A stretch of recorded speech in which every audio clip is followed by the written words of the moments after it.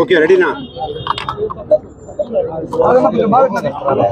ప్రొద్దుటూరు నగర అభివృద్ధిలో భాగంగా ఇవాళ మైదుకూరు రోడ్ వైడనింగు, అదేవిధంగా కొత్త డివైడర్ నిర్మించడం, బ్యూటిఫికేషన్ మరియు స్ట్రీట్ లైటింగ్, ఈ పనులకు సంబంధించి ప్రారంభం ఇనాగరేషన్ చేయడం జరిగింది.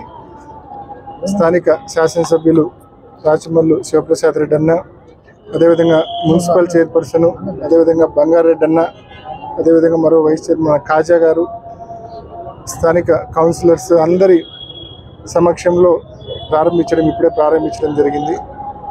ప్రొద్దుటూరు పట్టణంలో అనేక డెవలప్మెంట్ కార్యక్రమాలు మరి గడిచిన 2 సంవత్సరాలు 3 సంవత్సరాలు ఇప్పటికే దాదాపు 150 కోట్ల రూపాయలతో తాగునీటి పథకం ప్రారంభించడం జరిగింది.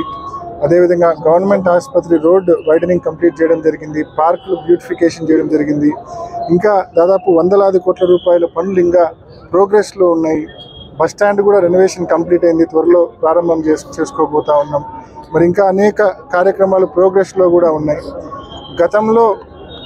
గత ప్రభుత్వాల్లో ప్రొద్దుటూరులో డెవలప్మెంట్ అంటే కేవలం ప్రొద్దుటూరులో ఉండే జనరల్ ఫండో లేకుంటే 14th ఫైనాన్స్లోనో వచ్చే డబ్బులు తప్ప పైనుంచి ప్రభుత్వాల నుంచి ₹1 వచ్చే పరిస్థితి లేదు.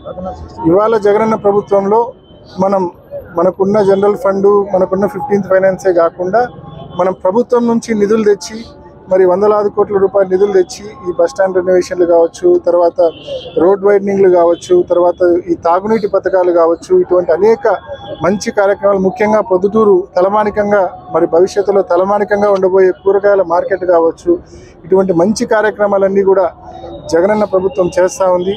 రాచమల్లి శివప్రసాద్ రెడ్డి గారి నాయకత్వంలో ఇన్ని మంచి కార్యక్రమాలు జరుగుతూ ఉన్నాయి.